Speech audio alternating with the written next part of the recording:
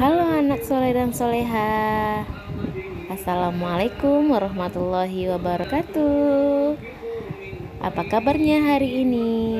Tetap semangat ya. Nah, kembali lagi bersama Ustazah Namira. Sebelum kita mulai, kita baca doa terlebih dahulu. Berdoa dimulai, berdoa selesai.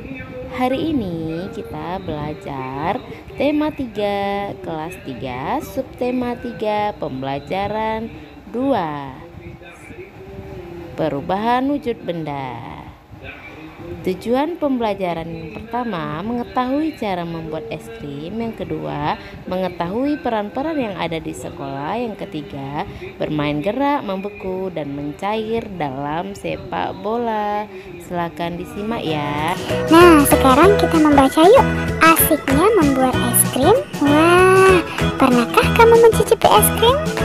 Iya, rasa es krim bermacam-macam.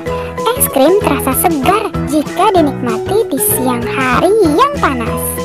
Nah, kita buat es krim yuk. Berikut alat dan bahannya. Yang pertama, siapkan 2 buah kantong plastik dengan perekat. Satu berukuran besar dan satu lagi yang berukuran sedang. Lalu handuk kecil atau sarung tangan. Lalu selanjutnya 300 ml krim segar atau susu atau santan. Lalu tambahkan 2 sendok makan gula pasir, 6 sendok makan garam batu, dan 2 mangkuk es batu berbentuk dadu. Nah, itu saja alat dan bahannya. Sekarang kita coba langkah-langkah untuk membuat es krim ya.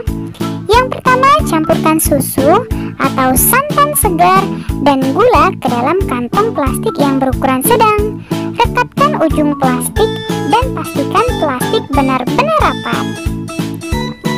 Nah, untuk yang kedua, masukkan potongan es batu dan garam ke dalam kantong plastik besar. Kocok sebentar agar es batu dan garam tercampur. Masukkan kantong plastik sedang yang berisi susu atau santan ke dalam kantong plastik besar yang berisi es batu dan garam. Kemudian tutup dengan rapat perekatnya ya. Kocok dan pijat-pijat kantong plastik tersebut selama 10 menit.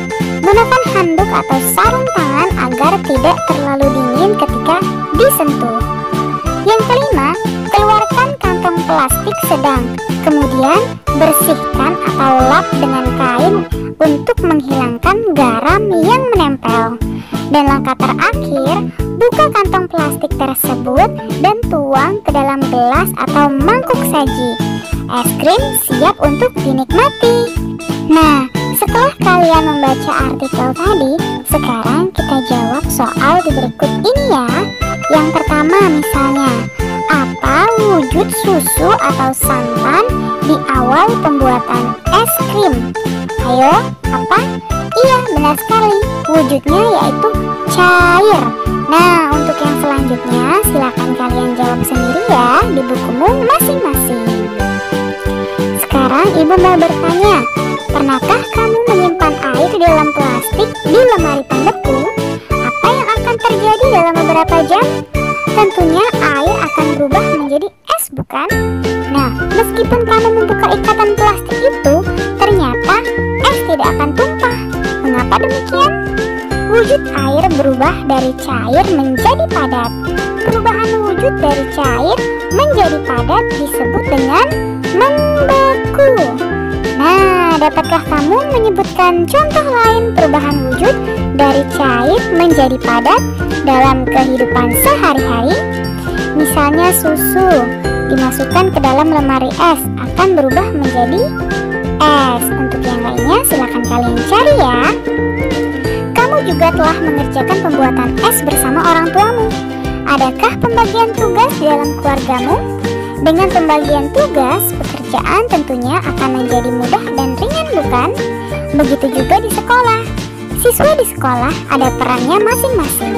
Contohnya di SD Nusantara, tempat Siti dan teman-temannya bersekolah. Ada guru yang mengajar sehari-hari di kelas. Ada pula kepala sekolah yang memimpin sekolah. Sekarang, coba kalian carilah informasi tentang peran-peran yang ada di sekolahmu ya. Selain peran siswa, isikan Tuliskan hasilnya pada tabel berikut ini. Nah, berikut ini adalah tabelnya ya. Misalnya yang pertama itu peran sebagai guru kelas. Siapa nama guru kelas kalian? Iya, benar sekali, yaitu Ibu Dian. Nah, selanjutnya ada guru perpustakaan. Siapa namanya? Benar sekali, yaitu Ibu Rizka. Nah, untuk yang lainnya silakan kalian cari ya dan tuliskan peran serta namanya masing-masing. Pembagian peran dapat juga dilakukan saat bermain, seperti bermain sepak bola. Saat bermain sepak bola, ada yang berperan sebagai penjaga gawang, penyerang, dan pemain belakang. Ada juga yang berperan sebagai kapten. Semua harus saling bekerja sama. Mengapa? Karena untuk menghasilkan permainan yang terbaik. Permainan sepak bola sangat menyenangkan. Mari pelajari teknik untuk menendang bola. Nah, sebelum bermain, lakukanlah pemanasan dengan membentuk lingkaran. Jika gurumu memberi aba-aba mencair, maka kamu harus berlari, oke? Jika gurumu memberi aba-aba membeku, maka kamu harus segera berhenti di posisi terakhirmu. Hal ini seolah-olah membeku dan tidak boleh bergerak. Anak yang bergerak saat membeku akan dikeluarkan dari barisan. Baiklah, kita lanjut ya nak ya.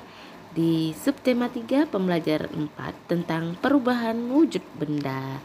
Adapun tujuan pembelajaran yang pertama mengetahui arti dari mengembun, yang kedua mengetahui peran dan tugas masing-masing di kelas, yang ketiga melakukan permainan sepak bola.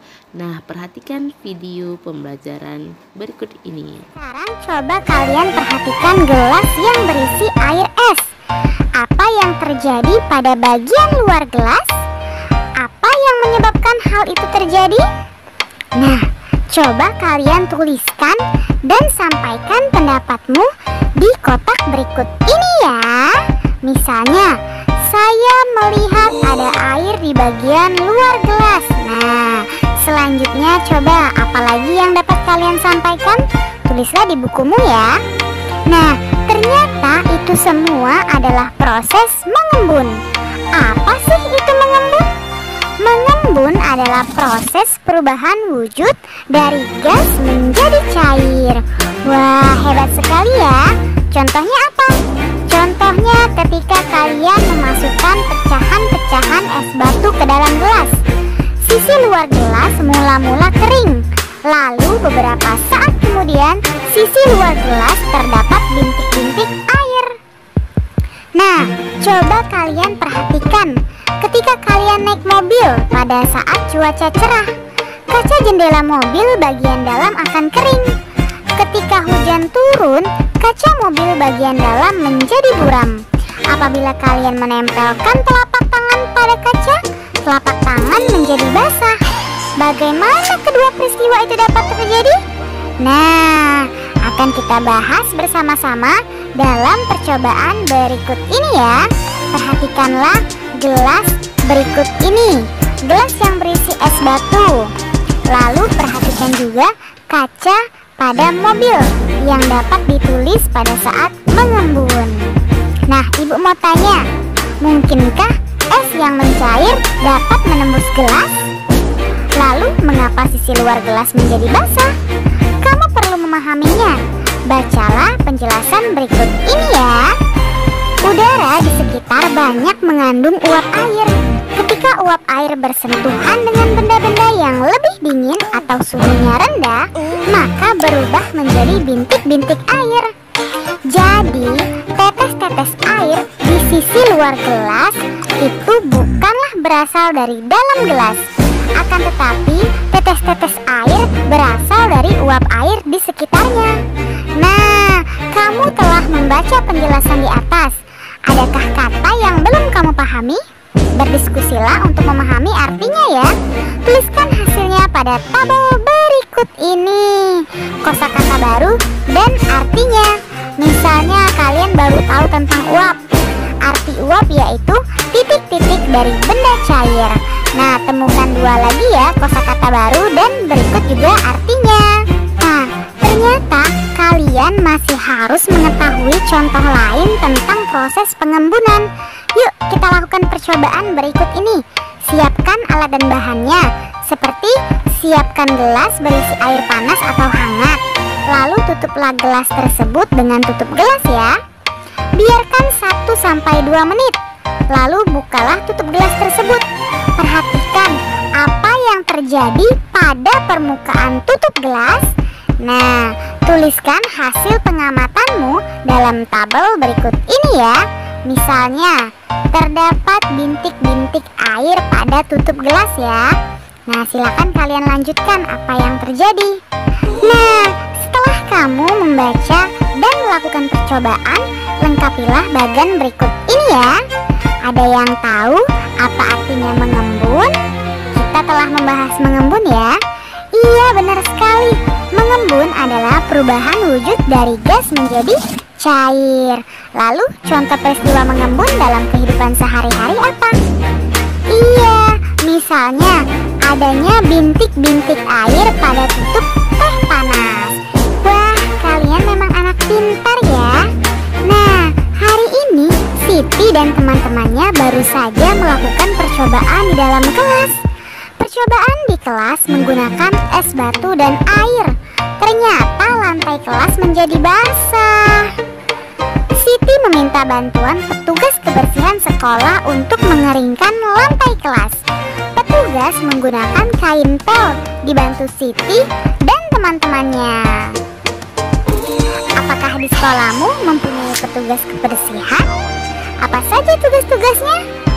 Nah, carilah informasi mengenai orang-orang yang mempunyai peran di sekolahmu. Lalu tulislah tugas dari masing-masing orang tersebut ya.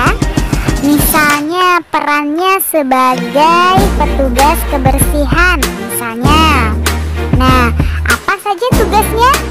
Iya, tugasnya yaitu membersihkan ruangan kantor guru. Nah, silakan kalian cari yang lain peran serta tugasnya masing-masing ya. Nah, hari ini kita akan bermain sepak bola. Bermain sepak bola harus dilaksanakan di lapangan yang berumput. Permainan sepak bola dimainkan oleh 11 orang. Satu orang pemain menjadi penjaga gawang. Pada pembelajaran sebelumnya, kamu sudah belajar teknik menendang bola bukan? Sekarang praktikkan yuk. Kegiatan dimulai dengan melakukan permainan tembaklah aku. Nah, bagaimana permainan tembaklah aku ini? Nah, permainan ini dimulai dengan berbaris membentuk lingkaran. Ada 2 orang siswa yang berada di tengah lingkaran ya. Dan siswa yang lainnya membentuk lingkaran berlari searah atau berlawanan arah jarum jam. Lakukan sesuai perintah gurumu ya. Siswa yang berada di tengah berusaha menembak atau menendang bola. Tendangan bola diarahkan ke siswa yang berlari. Siswa yang terkena bola pada bagian lutut ke bawah dianggap kalah dan ganti berjaga di tengah lingkaran. Nah, bola ditendang setelah mendengar bunyi peluit dari guru ya. Gunakanlah bola plastik untuk permainan ini. Kalian sudah dapat menyelesaikan materi hari ini dengan baik. Kamu memang anak pintar. Ayah bunda, terima kasih ya sudah mendampingi Ananda hari ini. Semoga Ananda memahami materi pembelajaran hari ini dengan baik. Jangan lupa untuk membereskan perlengkapan belajar dan berterima kasih kepada orang tua, serta berdoa setelah belajar. Terima kasih. Sampai bertemu di materi selanjutnya. Dadah. Wassalamualaikum warahmatullahi wabarakatuh.